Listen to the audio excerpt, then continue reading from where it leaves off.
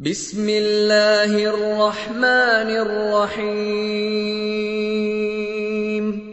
الذين ينفقون أموالهم بالليل والنهار سرا وعلانية فلهم أجرهم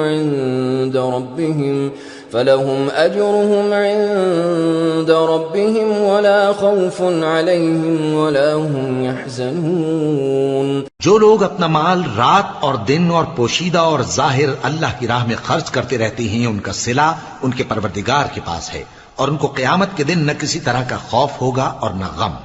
الذين يأكلون الربا لا يقومون إلا كما يقوم الذي يتخبطه الشيطان من المس، ذلك بأنهم قالوا إنما البيع مثل الربا وأحل الله البيع وحرم الربا، فمن جاءه موعظة من ربه فانتهى فله ما سلف وأمره إلى الله ومن عاد فأولئك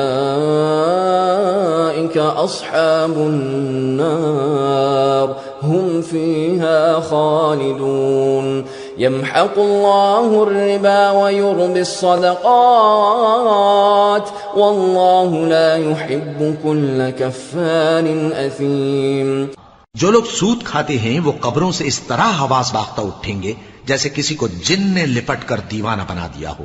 ये इसलिए कि वो कहते हैं कि सौदा बेचना भी तो नफे के लिहाज से वैसा ही है जैसे सूद लेना, हालांकि सौदे को अल्लाह ने हलाल किया है और सूद को हराम। तो जिस शख्स के पास अल्लाह की नसीहत पहुंची और वो सूद लेने से बाज आ गया तो जो पहले हो चुका वो उसका और क़यामत में उसका मामला अल्लाह के सुपुर्द। और जो फिर लेने लगा तो ऐसे लोग दोज़खी हैं कि हमेशा दोज़ख में जलते रहेंगे। अल्लाह सूद को नाबूद यानी बेबरकत करता और खैरात की बरकत को बढ़ाता है और अल्लाह किसी नाशुक्र गुनाहगार को दोस्त नहीं रखता।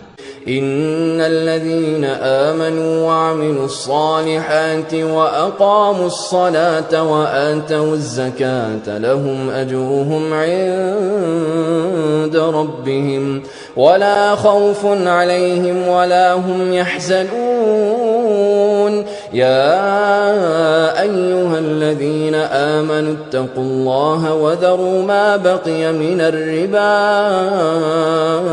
इन कुंतुम मुमिनीन फ़इन लम तफ़अलू फ़अज़नू बिहर्बिन मिनल्लाहि व रसूलिहि व इन तुब्तुम फ़लकुम रुऊसु अम्वालिकुम ला तज़लिमून व ला तुज़लमून व इन कान ज़ू उस्रतिन फ़नज़िरतुन इला मयसरह व अन तصدقوا खैरुन लकुम इन कुंतुम तअलमून वत्तक़ू यौमन तुरजऊन फ़ीहि इलल्लाह थुम्म तुवफ़्फ़ा कुल्लु नफ़्सिन मा कसबत व हुम ला युज़लमून।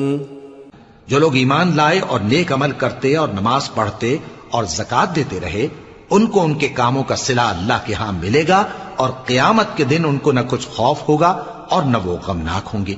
मोमिनो, अल्लाह से डरो और अगर ईमान रखते हो तो जितना सूद बाकी रह गया है उसको छोड़ दो।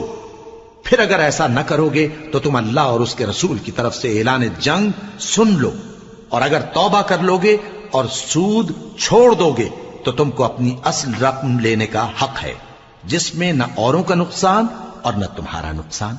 और अगर कर्ज लेने वाला तंगदस्त हो तो उसे कुशाइश के हासिल होने तक मोहलत दो और अगर ज़रे कर्ज बख्श दो तो वो तुम्हारे लिए ज्यादा अच्छा है बशर्ते के समझो।